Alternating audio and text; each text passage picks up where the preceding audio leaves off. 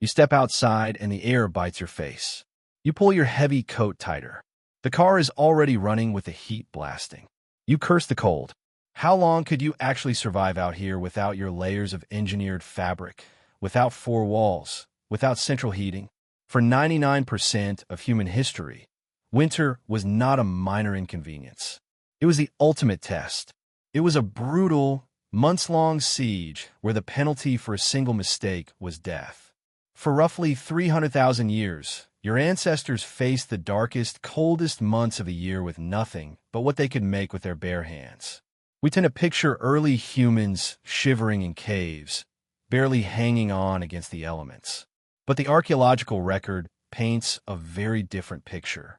The truth is, your ancestors were apex survivors. They did not just endure the cold. They mastered it. How did they accomplish such an impossible feat? To understand how, we have to look at the bodies of our close evolutionary cousins, the Neanderthals. The paleoanthropologist Christopher Stringer has spent decades studying how ancient hominins adapted to their brutal environments. His research shows that Neanderthals were biologically built for the cold. They had short, exceptionally stocky bodies that minimized surface area to retain heat. They had massive, wide nasal cavities designed to warm and humidify the freezing air before it ever reached their lungs. But you're a Homo sapiens. Your species evolved in the blistering heat of the African savanna. Your body was built to sweat, to run long distances under the sun, and to shed heat as quickly as possible. When your ancestors migrated out of Africa and pushed into the frozen landscapes of Ice Age Europe and Asia, they were biologically entirely unsuited for the deep freeze. They lacked the thick, insulating fur of a woolly mammoth. They lacked the dense, heat-trapping build of a Neanderthal. How did a hairless, tropical ape survive a relentless ice age? They survived because they stopped relying on biology. They started relying on technology. Take a look at the Sungir archaeological site in Russia. This burial site is around 30,000 years old. Researchers there found the remains of humans who lived during the absolute worst extremes of the Ice Age. What they were wearing was nothing short of miraculous. They were found dressed in highly complex, tailored clothing. They wore fitted trousers, long-sleeve shirts, and insulated hoods made of animal hide. These garments were stitched together with incredible, painstaking precision. What kind of tools made this possible? They used delicate bone needles, carving tiny eyes into slivers of animal bone using nothing but sharp stones. This was not just throwing a crude, bloody bare skin over your shoulders. This was advanced, multi-layered cold weather gear that rivals modern mountaineering equipment. The archaeologist Ian Gilligan has spent years studying the origins of human clothing. His research highlights a fascinating and necessary shift. To survive the extreme cold of the Pleistocene epoch, the geological period we often call the Ice Age, humans had to transition from simple draped clothing to fitted garments. They needed an inner layer, worn fur side in, to trap a pocket of warm air directly against the skin. They needed an outer layer, worn fur side out, to block the punishing wind and repel snow. But making these clothes required a massive investment of time, energy, and sheer physical endurance. You had to track and hunt the animal in the freezing cold. You had to scrape the hide completely clean of fat and tissue using flint tools that froze your fingers. You had to soften the stiff hide, often by chewing the tough leather for hours until your jaw actively ached. And then you had to stitch it all together using animal sinew as thread. It was an exhausting, labor-intensive process, but it was the only way to keep your fingers and toes from turning black with frostbite. Was it worth the excruciating effort? It was the only way to stay alive. So let's reconstruct a day in the dead of winter, 25,000 years ago. You wake up inside a shelter, but it is not a cave. Caves were actually quite rare, constantly damp, and often already occupied by dangerous predators like massive, aggressive cave bears. Instead, you are likely waking up in a shelter built from the only building materials available on the frozen, treeless tundra. In places like modern-day Ukraine, at sites like Mazirik, archaeologists have uncovered the remains of massive, intricate huts. These huts were built almost entirely out of mammoth bones. What did it feel like to sleep inside one? Imagine waking up surrounded by the towering, curved tusks of a woolly mammoth. It took the bones of up to 60 individual mammoths to construct a single dwelling. The massive, interlocking jaws formed the foundation. The leg bones acted as structural pillars. The gaps between the bones are heavily stuffed with moss, animal fat, and mud to block the biting wind. The roof is draped in layers of heavy animal skins, weighed down by heavy reindeer antlers so they do not blow away. Inside this bone fortress in the center of the hut, a fire is burning. The air is incredibly thick with the smell of wood smoke, unwashed sweat, and roasting meat. Outside, a deadly blizzard is howling across the plains.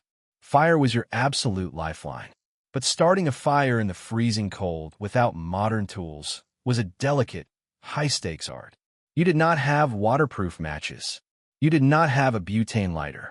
You relied on friction, rapidly spinning a wooden drill into a hearthboard until your hands blistered and a tiny ember finally formed. Or you struck specific stones together, like flint and iron pyrite, to cast sparks on a dry, carefully hoarded fungus. The anthropologist Richard Wrangham has famously argued that the control of fire was the single most important turning point in human evolution. It did not just provide essential warmth. It allowed you to cook meat, unlocking more calories and making it far easier to digest. It kept terrifying, hungry predators away from your camp in the dead of night. But here is the counterintuitive truth about surviving the prehistoric winter. Your biggest enemy was not actually the cold. Do you know what killed more people than the frost? It was starvation. As the snow piled up, the edible plants completely died off. The roots froze solid in the ground. The grazing animals migrated south or became incredibly hard to track in the deep snow. Finding enough food to maintain your core body temperature was a constant, exhausting daily struggle. You had to consume massive amounts of fat and protein just to keep your internal furnace burning. In the modern world, we actively try to avoid animal fat. We buy lean meats, skim milk, and obsess over our cholesterol. But for your ancestors, animal fat was pure, unadulterated gold. It was the most concentrated source of energy available anywhere on the frozen landscape. When hunters managed to bring down a large animal in the winter, absolutely nothing was wasted. The muscle meat was eaten, of course, but the real prizes were the bone marrow and the brain. These organs were densely packed with the exact fats and calories needed to survive a harsh winter. At a site in France called La Côte de Saint-Brelade, researchers found the remains of dozens of woolly mammoths and woolly rhinos at the bottom of a steep, rocky ravine.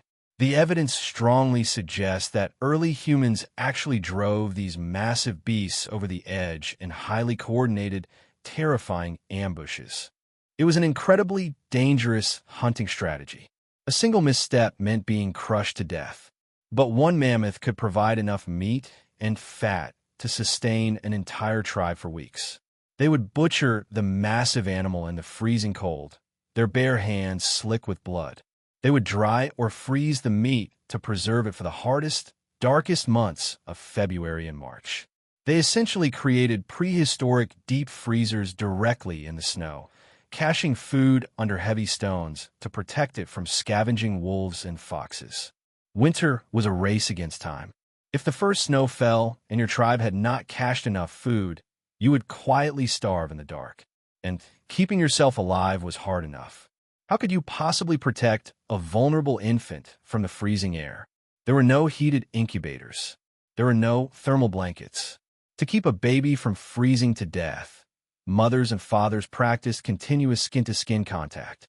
They carried their infants inside their tailored fur garments, using their own body heat as a living furnace.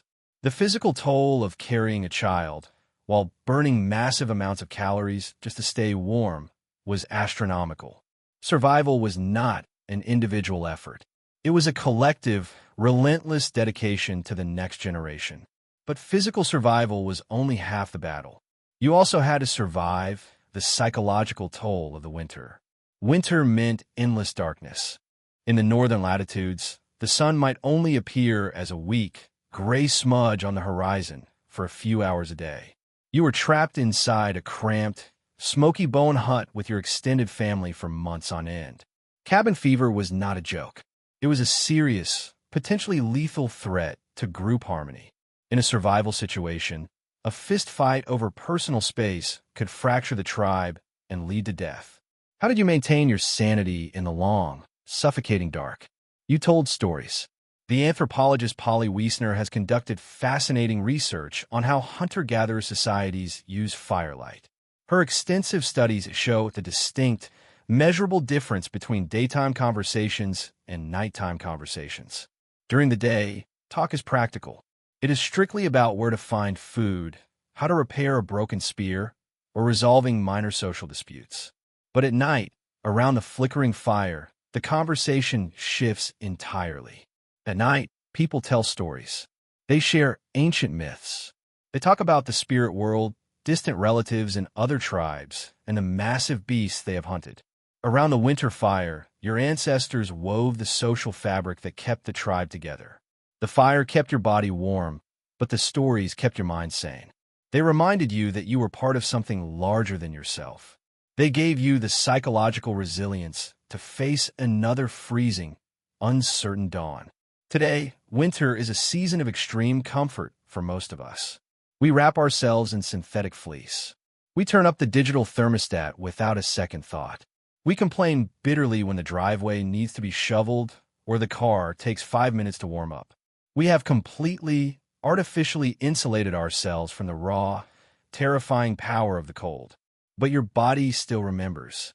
When you step outside without a coat today, your blood vessels immediately constrict. Your body instantly pulls warm blood away from your fingers and toes, rushing it to your vital organs to keep your heart and lungs functioning. You start to shiver, your muscles rapidly and involuntarily contracting to generate heat. Deep inside your torso, a special type of tissue called brown fat activates, burning calories to rapidly warm your blood. Your biology is reacting exactly the way it did 30,000 years ago on the frozen tundra. The ancient hardwired survival mechanisms are still there, waiting just beneath your skin. You step outside and the air bites your face. You pull your heavy coat tighter. But now you know the body underneath that coat was built to survive the ultimate test.